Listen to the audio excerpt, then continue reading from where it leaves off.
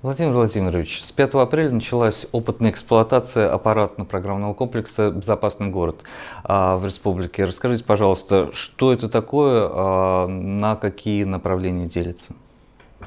Чтобы понять, что такое АПК «Безопасный город», желательно заглянуть в историю развития этой системы.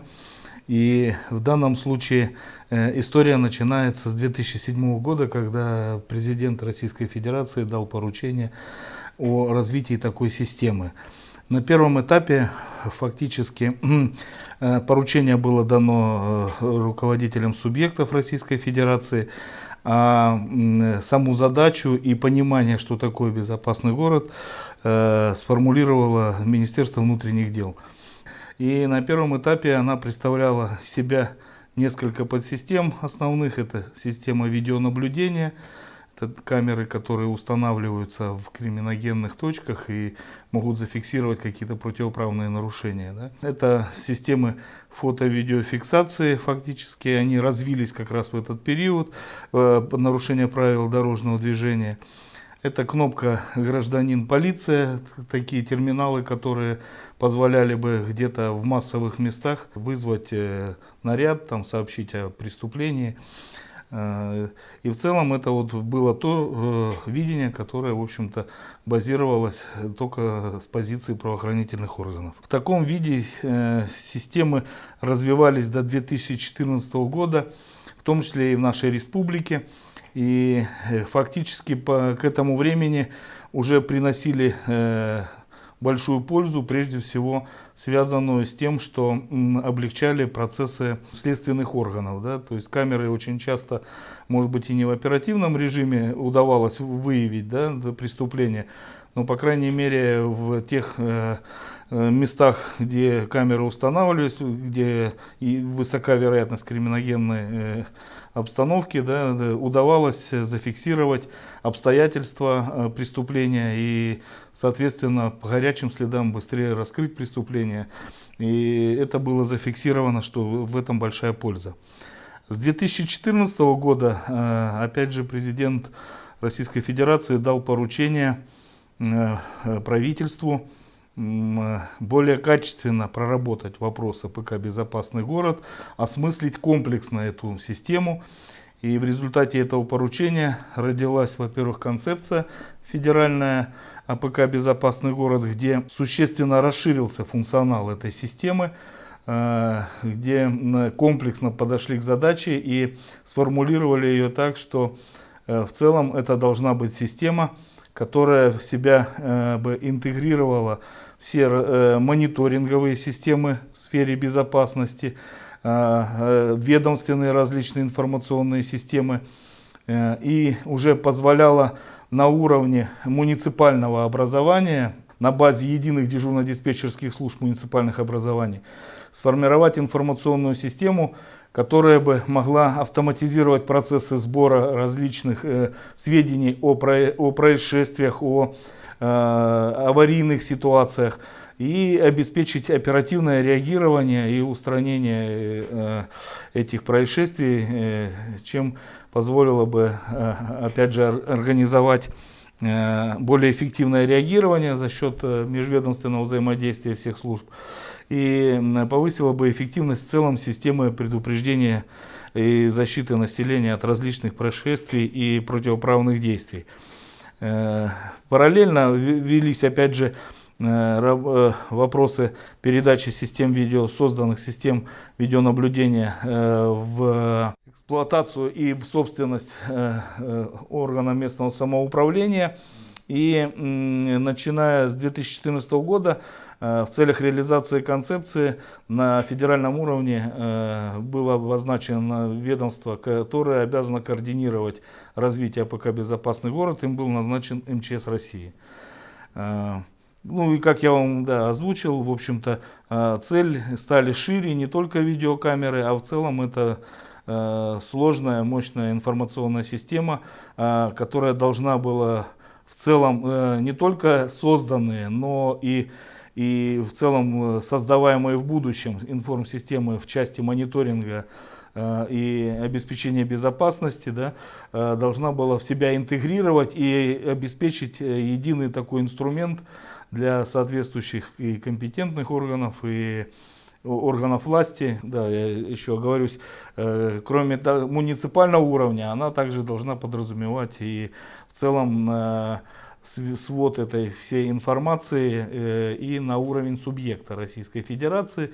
То есть все ведомства, которые обязаны обеспечивать безопасность, должны были получить такой универсальный инструмент, чем, в общем-то, последние годы все субъекты занимались под эгидой МЧС России, которая в дополнение разрабатывала методические рекомендации.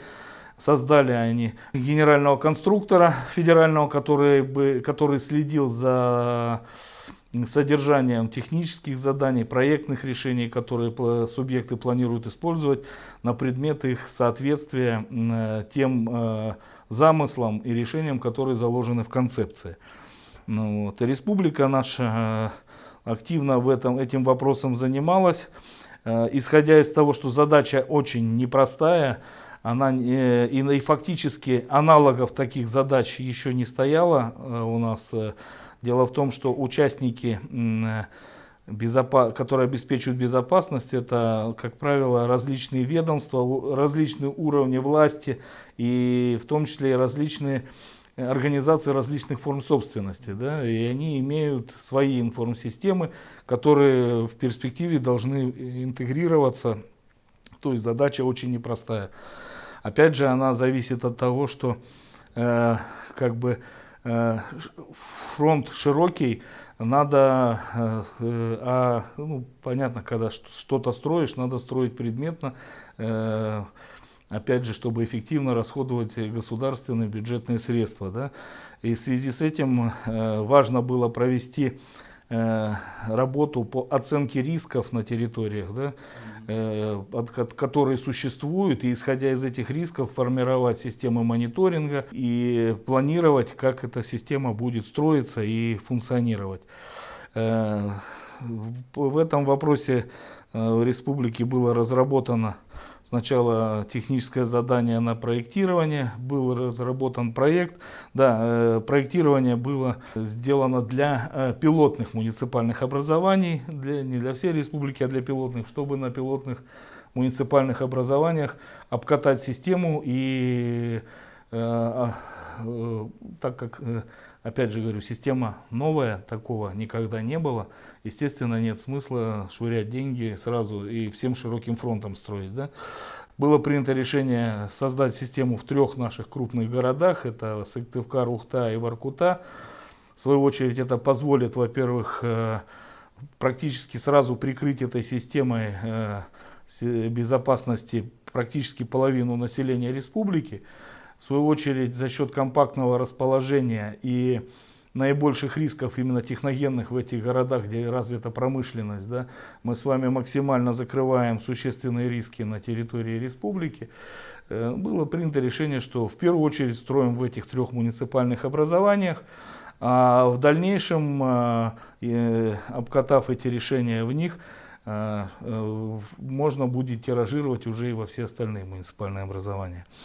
В связи с этим была разработана проектная документация на 3 города, и фактически, которая, в общем-то, предусматривала строительство нескольких подсистем. То есть мы как раз подходим к вопросу, из чего же состоит АПК «Безопасный город», в том проекте, который мы с вами сейчас фактически уже построили и приступили к опытной эксплуатации. Итак, значит, первая подсистема, так называемая подсистема комплекс средств автоматизации региональная платформа и также комплекс средств автоматизации единый центр оперативного реагирования Сыктывкар, Ухта и обособленный сегмент Воркута. Это именно тот программный продукт, который является ядром системы. Основная его цель — автоматизировать процессы получения информации о происшествиях, обработки их и вовлечение в реагирование всех участников, оказание там прогнозные модели формируются, то есть оказание помощи по формированию управленческого решения для дежурного персонала. И в целом автоматизация всего процесса аналитики и информационного взаимодействия всех служб, которые будут участвовать в ликвидации происшествий. В данном случае участниками системы, в общем-то, становятся все экстренные оперативные службы, и в перспективе планируется вовлечь в эту систему еще все дежурные службы аварийных служб, ресурсоснабжающих компаний, энергетики, тепло и все остальное, да? А также в том числе и коммунальные службы. На текущий момент эта работа как раз сейчас ведется по вовлечению. Для этого, скажем так, для участия в системе экстренных оперативных служб сформирован защищенный сегмент системы. Для аварийных служб сформирован портал, через который они будут получать поручения, регистрироваться на нем, получать поручения, отрабатывать и докладывать в единую дежурную диспетчерскую службу о выполненных мероприятиях. Этот инструмент имеет два подхода, потому что экстренные оперативные службы — это государственные службы, там и уровень защищенности информации построже.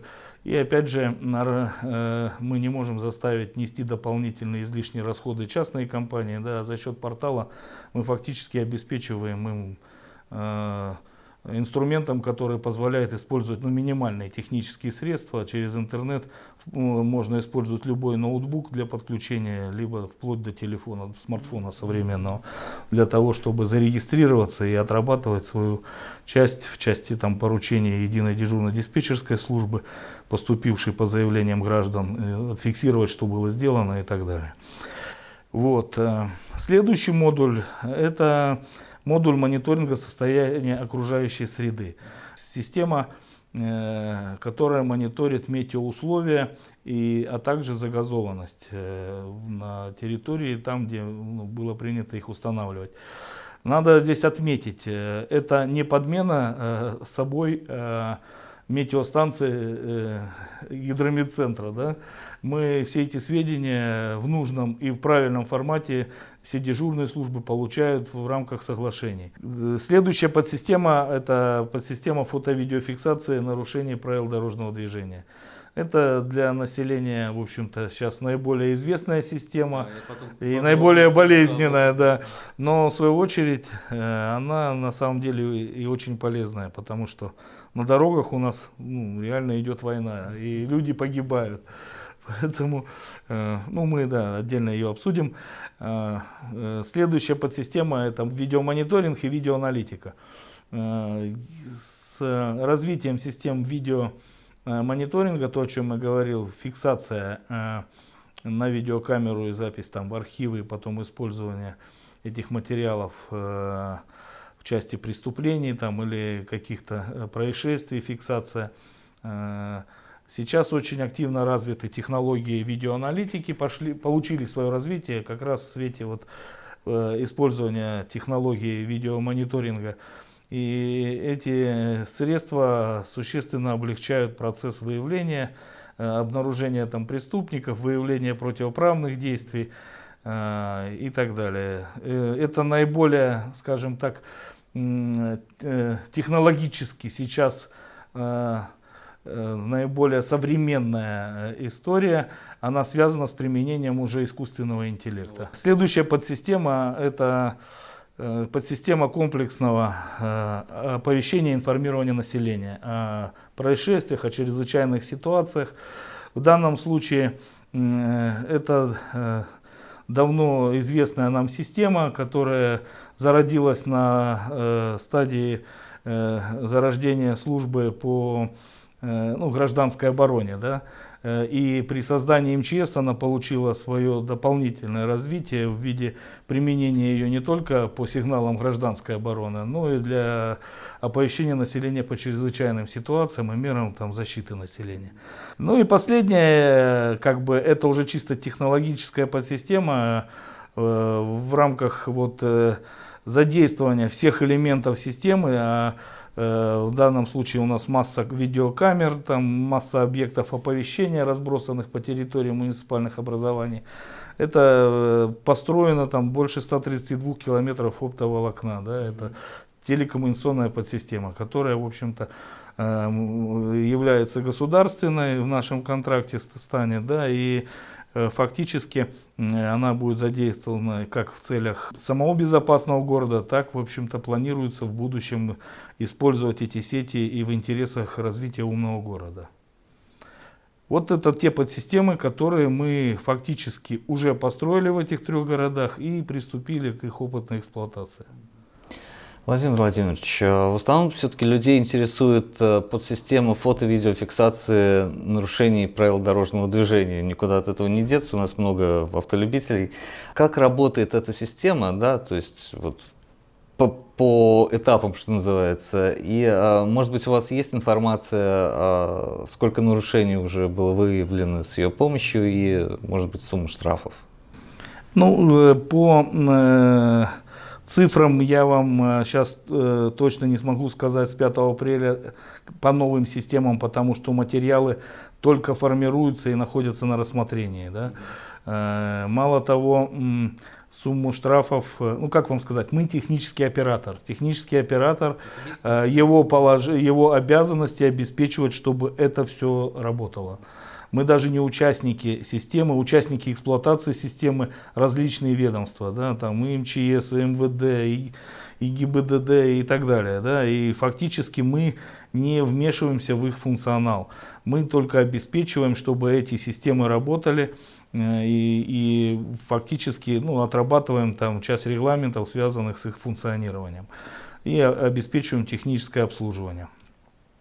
Поэтому скажем так, даже те же штрафы, они не платятся в наше учреждение, да, вы понимаете. И там вообще сложная математика, связанная с тем, что, во-первых, есть период, когда люди могут платить дешевле, да, поэтому даже ГИБДД, насколько мы знаем, полную картину там отчетливо не видят, они получают только итоговые суммы и погашенную задолженность, или там автоматизированные системы тоже за этим отслеживают. Все равно проводятся какие-то совместные заседания, может быть, порядок цифр, вы все равно знаете?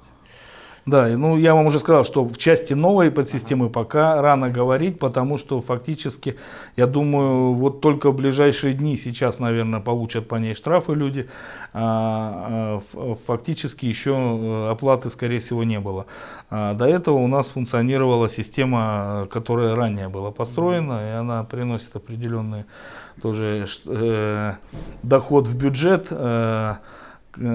Фактически, да, но тут, как я говорю, суммы могут разниться из месяца в месяц. И фактически, как мы всегда говорим, цель ведь не в том, чтобы заработать деньги, да, в чем нас всегда обвиняют, а цель в профилактике. И в данном случае профилактика, она в том и заключается, что добропорядочный гражданин, заплатив один раз, второй раз заплатить не захочет. Да, и... это умный, да, мудрый так вообще не нарушает. Да. Ну, вот, поэтому я вам сейчас цифры точно не скажу, сколько выплачено. Фактически мы только на почтовые расходы там, в год несколько миллионов тратим на досылку вот этих писем счастья, да? Ну, главное, чтобы это действительно окупалось все.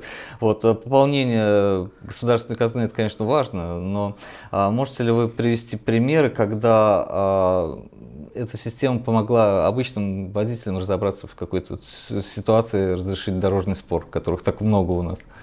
Тут тоже ситуация не совсем простая.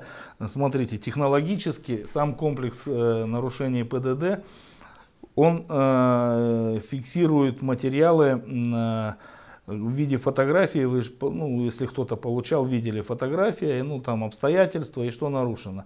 Это узко заточенный комплекс, там сертифицированный. И, как правило, по этим материалам они все ну, они являются там персональными данными, и фактически мы, кроме как в ГИБДД, их отдать не можем. Да? И мало того, я вам скажу, по этим материалам обстоятельства ДТП, то есть он ДТП даже не зафиксирует. Он фиксацию делает именно самого нарушения. Да? То есть если там стоит на скорость, то вот только скорость и зафиксирует. Если это стоит на пресечении там, линии или проезд на красный свет, он это зафиксирует. Зафиксировать могут только те камеры, которые стоят на рубежах, так называемые обзорные камеры, которые снимают видео на обстановку на рубеже, материалы которых могут использоваться дополнительно там, в суде при доказательстве фактов нарушения. Эти камеры, да, могут с них материалы пригодиться, да, для таких случаев, если ваш автомобиль каким-то образом, там, допустим, на данном перекрестке произошло ДТП и вы попали в обзорную камеру. Но тут опять есть сложности, связанные с тем, что фактически, как я сказал, мы технический оператор, мы материалами не управляем. Вот материалы с этих камер, они попадают и имеют доступ в дежурную часть, там, в ГИБДД, да, и в ГИБДД даже не попадают, а в дежурную часть. Там они могут использовать, и, как правило, если идет какое-то следствие, разбирательство, ну, по запросу там, правоохранительных органов материалы могут извлекаться. Поэтому фактически факты такие были, люди обращались, материалы выдавались, но, как правило, это с привлечением правоохранительных органов. Но вам не говорили, вот спасибо, вот система помогла? Понимаете, мы нас не видели по результатам окончания разбирательства, может быть. Обидно? Видите, мы вынуждены, опять же, в рамках законодательства все это делать. И уже даже обсуждалось, даже вот, в администрации мы как-то обсуждали, сейчас вот в рамках развития умного города есть мысли попытаться дать возможность гражданам получить доступ к какому-то видеоконтенту. Важно тут соблюсти определенные нюансы, связанные там, во-первых, там, и с персональными данными, и какими-то ограничениями, в том числе со стороны правоохранителей. Да, но в целом, возможно, когда-то это можно будет решить, потому что, допустим, в общественных местах, в общем-то, съемка разрешена. Да? В общем, эти вещи, надо над ними еще работать. Как это организовать? Пока фактически юридических возможностей нашему учреждению дать в общий доступ такие материалы, у нас такого права нет. У нас есть подписанные соглашения с участниками, все задокументировано, оформлено соглашениями, кто, кому, для каких целей. Даже для МВД мы все материалы, все прописаны, для каких целей они могут использованы быть, и в том числе какие у них есть ограничения по использованию этих материалов. Все очень строго с этим. У нас в республике запущена система интеллектуального уличного наблюдения. Расскажите, как это все работает? Действительно ли система может распознать любого человека? И нет ли тут нарушения неприкосновенности частной жизни? В общем, по системам видеонаблюдения я вам расскажу следующее. У нас до внедрения нашей системы, немножко о цифрах, да, в республике, во всех муниципалитетах общая цифра была около 500 камер, да, уже эксплуатируется такого рода. И в рамках нашего проекта мы дополнительно установили 372 камеры, из них 226 камер это в городе Сыктывкаре, 81 в Ухте и 65 в Воркуте. Опять, скажем так, да, сколько и сколько можно, сколько вешать в граммах. Да? С одной стороны, конечно, хотелось бы их развесить на каждом столбе, на каждом метре, да? Но однозначно такого никогда не будет, потому что сама технология, во-первых, камеры не дешевые, да, их обслуживать надо постоянно, как минимум они на улице их очищать надо, там, техобслуживание. И самое трудное это организация, опять же, канала связи по передаче. Да. Это все вещи очень дорогостоящие. Эксплуатация такой системы стоит больших денег. Поэтому рачительный хозяин, конечно, должен делать это всегда с умом. Как мы вот всегда с коллегами из полиции обсуждаем, если видеокамера за год ни одного правонарушения не зафиксировала, наверное, она не там стоит. Да? Ну, вот. Именно с этой целью нами с МВД согласованы подходы, что мы ежегодно рассматриваем и утверждаем единый реестр в Республике Коми по муниципалитетам тех мест, которые необходимо, желательно оборудовать такими камерами.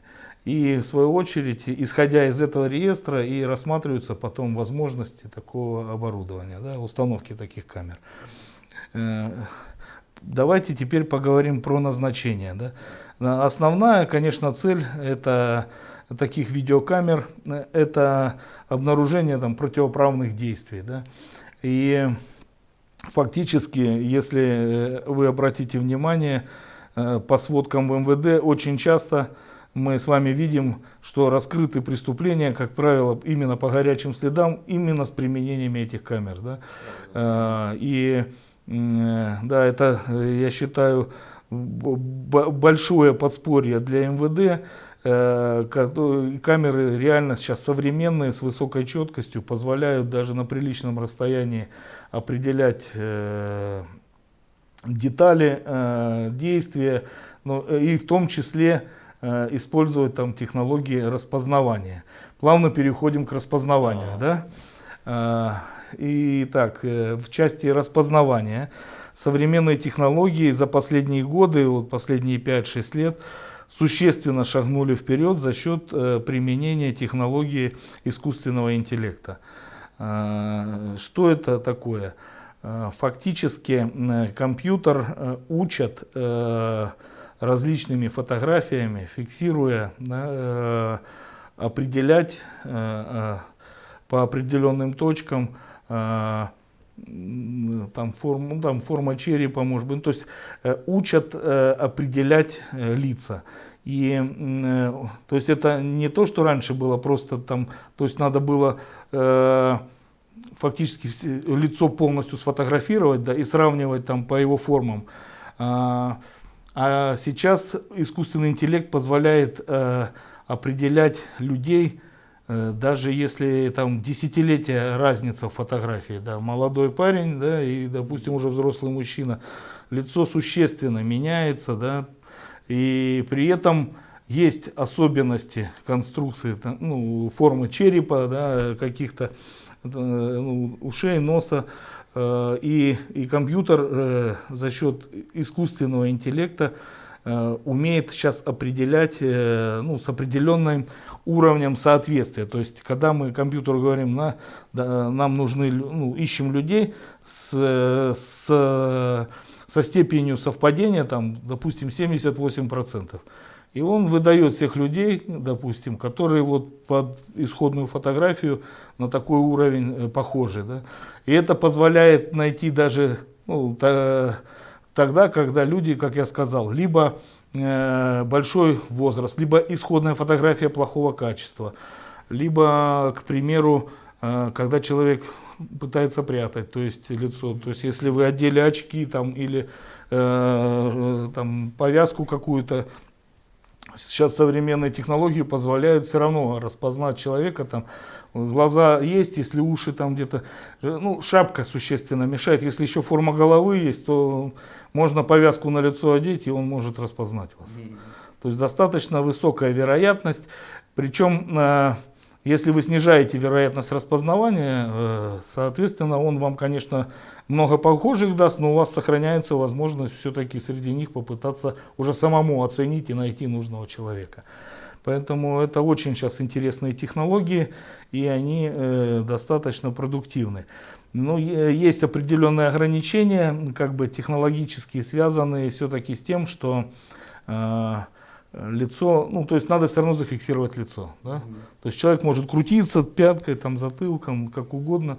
То есть в камеру все-таки лицо должно попасть. Поэтому камера должна располагаться в таком месте, да, чтобы она смогла ухватить лицо.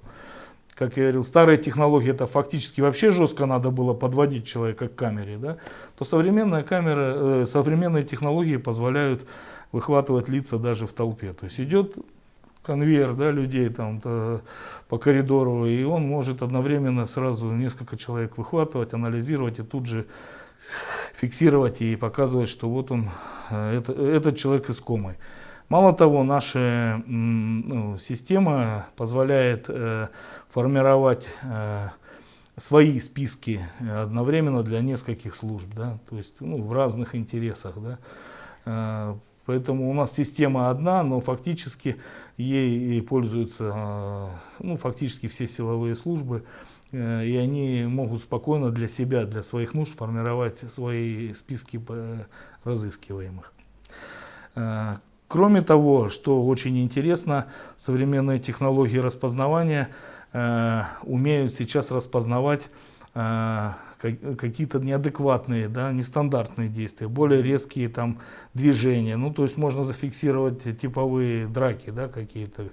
Если камера стоит у входа, допустим, в ресторан, да, и там периодически бывают драки, то система может такую ситуацию зафиксировать и привлечь внимание дежурного полиции, и тут же он может направить, ну, как автоматически уже распознать, что там происходит драка, например.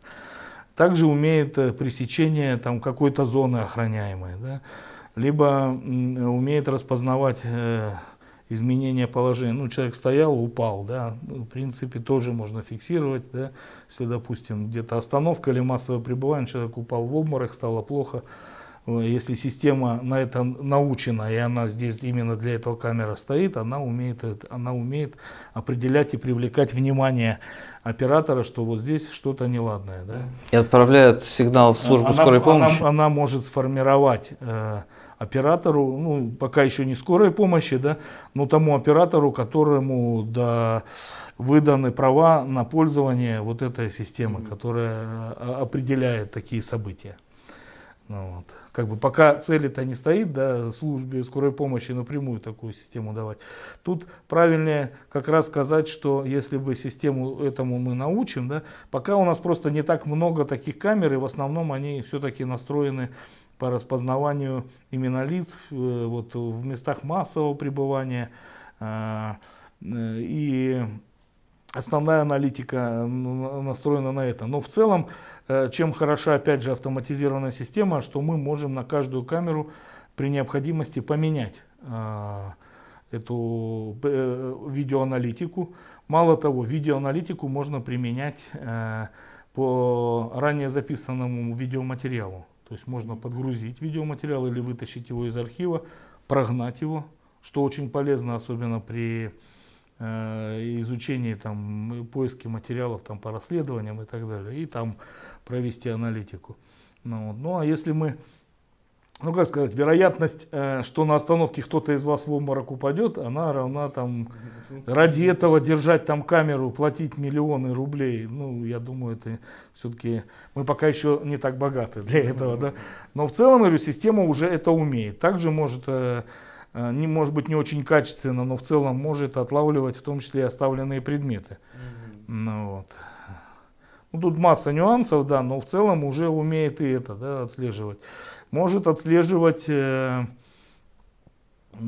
что госномера, это тоже к этому же относится, да. И можно по госномерам, допустим, там отслеживать, где, сколько раз, по какому маршруту эта машина там ездила и так далее. Что тоже, в общем-то, очень может быть полезно, даже не в целях правоохранительных, да, а вот в целях административных, да, когда у нас незаконной деятельностью занимаются таксисты там или автобусы, да, то есть можно фактически отследить, что по маршруту катаются незарегистрированные коллеги, да, не платят налоги, непонятно как работают, и фактически их, в свою очередь, можно тоже привлечь и наказать за то, что они это делают. В общем, большой брат видит тебя. Все-таки как быть с неприкосновенностью частной жизни? Да, в части неприкосновенности частной жизни тут ситуация следующая. Все наши камеры установлены в общественных местах. Да? В общественные места, в них дозволено вести видеосъемку всем без ограничений. И любой гражданин, конечно, должен понимать, что в общественном месте нет тайн, которые бы он мог потребовать соблюдать. Да? Эти камеры не устанавливаются у вас лично в квартире, не устанавливаются там, ни в туалете, ни в душе. Поэтому что-то сверхъестественное снять, то, чего вы не хотите, такая камера не может. А если она снимет что-то, что вы делаете недозволительное, ну, в общем-то, в данном случае вы и должны понести за это определенное наказание, скажем так. Поэтому я думаю, тут как раз важно отметить, что именно камеры беспристрастно, если они работают, да, эффективно, позволяют нам с вами фиксировать и преступления, и противоправные действия, ну, и в целом обстановку, какие обстоятельства были, и это позволяет, в общем-то, как раз нас с вами, как граждан, защитить. И при этом, вот как раз основной хотел еще сделать момент, как мы в свое время говорили, строим зеленую улицу, да, коридор или как угодно можно трактовать, но преступники должны понимать, что есть территории, где они всегда на виду. Да? И в данном случае это как раз профилактическая часть. Лишний раз подумают, прежде чем делать на этой территории преступления. Да? Ну, поэтому чем лучше наши город покрыт такой системой, да, тем спокойнее мы можем с вами жить и не бояться за то, что кто-то безнаказанно совершит преступление против нас, наших родственников или нашего имущества. Еще такой вопрос. В предыдущий месяц сирены у нас звучали особенно часто. По нашей информации это связано как раз с безопасным городом. Расскажите об интеграции вашей системы в систему оповещения ОЧС или наоборот, это интеграция системы оповещения в безопасный город? Ну, как я озвучивал, система оповещения – это тоже система в области защиты населения. И в рамках создания в 3 наших городах АПК «Безопасный город» республика приняла решение в том числе провести реконструкцию, модернизацию старой нашей, давно существовавшей системы оповещения, в рамках которой мы как раз меняли оборудование на современные цифровые блоки. При этом модернизация, опять же, подразумевала под собой именно модернизация, а не строительство новой. Ну, чтобы мы, как вам сказать, сама электросирена, да, это устройство, которое может там десятилетиями работать. И зачем его менять, если оно рабочее, да? Поэтому было рационально предусмотрено те блоки, которые можно еще эксплуатировать и сохранить, заменить все старые блоки, которые уже не подлежат эксплуатации, ну, заменить там на новые технологии, в том числе там с возможностью, опять же, применения новых технологий. У нас в том числе предусмотрено резервирование этих систем по радиоканалу, если вдруг канал основной будет нарушен.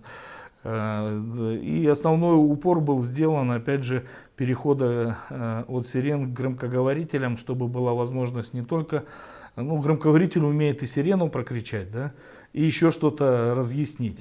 Мы с вами в рамках последних изменений государственного устройства, а также изменения прихода новых технологий, фактически у нас в стране вымер как класс система радиовещания проводного в квартирах. Да? Сейчас практически все граждане от этого отказались. А ранее именно эта система использовалась для доведения всей информации по гражданской обороне. Да? И фактически мы сейчас этот инструмент полностью потеряли. Остались сирены, а сказать, а что делать, мы не можем. Да? Именно с этой целью вот сейчас при модернизации предусматривалось максимально использовать именно громкоговорители, чтобы можно было еще голосом озвучить, куда бежать, что делать и так далее. И в том числе это же можно использовать там, для инструктажа, когда какие-то у нас чрезвычайная ситуация или предпосылки к ней, там, да, инструктировать, что, как себя вести там, при половодье там, или при лесных пожарах и так далее. Поэтому в данном случае мы опять говорим о том, что в рамках нашего проекта мы провели модернизацию системы оповещения в 3 крупнейших городах республики, которая охватила собой больше половины населения. Здесь есть один момент, который бы я хотел отметить. Все-таки не совсем, скажем так, продуманная, да, позиция зачастую граждан. Да, им не нравится, что это громко, что там мешает им, да, но они должны понимать, что вот эта система, она единственная, которая реально их может спасти при ЧС. Да. То есть она может их быстро оповестить и подсказать, куда убежать. Если этого не сделать, вы, если не погибнете, то как минимум попадете в травмированные. Да? То есть она единственная система, которая реально может вам позволить, чем качественнее и правильнее вас проинструктируют и вовремя оповестят, тем больше шансов вам остаться в живых. Ну или как минимум хотя бы здоровым, да, остаться. Там, точнее наоборот, остаться в живых, еще и остаться здоровым. Да?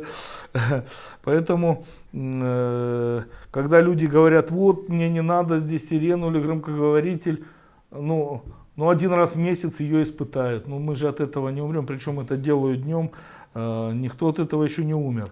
Но в нужный момент, да, это может быть раз в 100 лет, может быть даже не вам, а вашим внукам это пригодится. Но в жизни это пригождалось. И у нас есть факты, когда должностные лица, фактически не задействовавшие систему оповещения вовремя, да, во-первых, были привлечены по суду, и мы имели огромную гибель, да, вот в том же Крымске, да, когда люди утонули массово, потому что людей вовремя не оповестили. Да. Поэтому у нас, между прочим, республика тоже подвержена подтоплениям, пусть не таким волнообразным, да, резким, но все-таки такая вероятность есть. У нас есть лесные пожары. Кроме того, как бы ни было, у нас с вами здесь и нефтяная сфера есть, да, и газовая. Мы можем где-нибудь и взорваться или чего-нибудь нанюхаться. Да? Поэтому вот в части того, когда государство хочет потратить деньги на нашу защиту, я думаю, здесь мы должны с вами это приветствовать и быть рады, что система оповещения, вот она рядом, и я ее услышу. Я вот, допустим, в Эжвинском районе живу, и до реконструкции я на весенней ни одной сирены не слышал, и ни одного громкоговорителя, и знать не знал, что... А у меня рядом ЛПК, да, там есть жилкомхоз, там Эжвинские, очистные, там тоже хлор, будь здоров, можно травануть людей. Ну, вот, и ни одной сирены рядом нет, и что делать? А вот за счет реконструкции как раз вопросы охвата территории тоже рассматривали, чтобы максимально постараться охватить жилые зоны, чтобы оповещать людей. Одна из задач комплекса – следить за экологической безопасностью. Расскажите, пожалуйста, как именно это происходит и за какими параметрами следит система? Да, в рамках экологической безопасности, как я уже озвучивал, в нашем проекте в каждый город куплено пока, ну это скажем так, для пробы, да, куплено по одной метеостанции. Их установка, фактически место установки определялось прежде всего исходя из существующих на территории муниципалитетов рисков, которые желательно мониторить в атмосфере на территории этих муниципальных образований. Фактически то, что мы купили, изначально базовый блок умеет мерить ветер, классически как метеостанция, осадки, температуру, атмосферное давление. Кроме того, имеет 4 датчика химических, которые в целом меряют загазованность, связанную с горением нефтепродуктов. Да?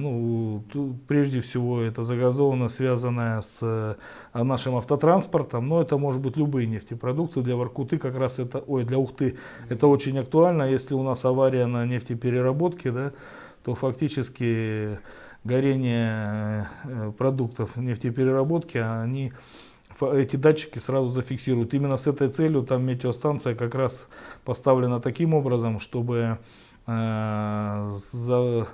если произойдет пожар на объектах нефтепереработки, если ветер всю эту копоть погонит на населенный пункт, то фактически эти датчики сразу зафиксируют. В Воркуте сейчас, конечно, промышленность существенно съежилась, да, и опять же на территории города, в общем-то, обсуждали, пришли к мнению, что основная, в общем-то, потребность это все-таки для Воркуты это метеорологические условия, связанные с пургами, с ветрами сильными. И исходя из этого выбирали место, чтобы оперативно понимать, когда надо перекрывать кольцо по маршруту, понимать, что, в общем-то, метеоусловия стали опасные для передвижения. По Сыктывкару в данном случае метеостанцию установили в Эжвинском микрорайоне, рядом с очистными, там, где имеется хлор. Там фактически в 200 метрах находится больница Эжвинская, да, и если выброс произойдет, как раз на пути к больнице и поставлено, чтобы все-таки успеть эвакуировать людей из больницы. Выполнить мероприятия, да, по их эвакуации или защите. Как бы в данном случае мы еще раз говорим, это наш пробный такой элемент в системе мониторинга. В дальнейшем посмотрим по эксплуатации, видим дальнейшее развитие. Опять же, все зависит от того, какие объекты промышленные, как правило, на территориях муниципалитетов, какие они риски несут. Исходя из этого будут подбираться датчики, которые будут замерять и химию, и если надо, еще добавлю, по Ухте и Сыктывкару будет еще сейчас отрабатываться, как лед сойдет, будут установлены еще датчики как раз по паводку, которые будут замерять еще уровень воды. В Сыктывкаре это у нас Заречье, в районе Заречья будем мерить уровень воды. И в Ухте там тоже предусмотрена установка датчика, который уровень воды будет наблюдать. Тоже вещь как бы актуальная, и мы тоже, в общем-то, посмотрим, как это будет на практике работать. И если технология покажет себя эффективно, можно будет в части мониторинга паводковой ситуации уже эту технологию смотреть, куда дальше применять, исходя из того, какие риски есть в муниципальных образованиях по подтоплению.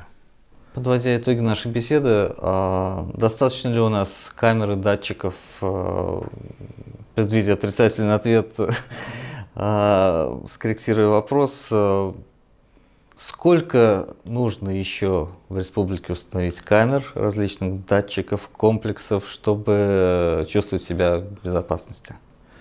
Как я и говорил, в части видеонаблюдения, допустим, мы наконец пришли к осмыслению, как мы это понимаем, да, какие подходы, и фактически межведомственная рабочая группа в прошлом году утвердила такой реестр. В этом году мы его будем еще раз пересматривать. Уже поступило из органов местного самоуправления несколько предложений дополнить этот перечень. Есть предложение и со стороны УФСИН дополнить перечень видеокамерами. В частности, когда их скажем, тюрьмы граничат с населенным пунктом, да, в общем-то, есть всегда риск, что даже не столько побег, да, сколько граждане могут пытаться перекидывать какие-то передачи там и так далее, да, то есть тоже, в общем-то, такие вещи полезно и для населения, да, лишний раз, и опять же и в случае побега полезно, да, то есть когда такие системы мониторинговые стоят на границах таких объектов, это очень вещь серьезная, и естественно мы прислушаемся и будем учитывать и интересы УФСИН в части вот, защиты населения, устанавливать камеры в тех местах, которые они нам предлагают. Ну, вот, это по видеокамерам. По датчикам различным мониторинговым все опять же зависит от того, какие риски есть на территории. Причем здесь надо тоже четко понимать, не за все должен платить государство, и в частности в лице государства мы с вами налогоплательщики. Да? Есть предприятия, по закону они обязаны создавать свои мониторинговые системы в части опасности их производства. Да? И в данном случае здесь, возможно, активно будем как раз прорабатывать вопросы интеграции их, а как правило на их объектах законом это прописано, что там должны такие системы быть, или технологически они предусмотрены.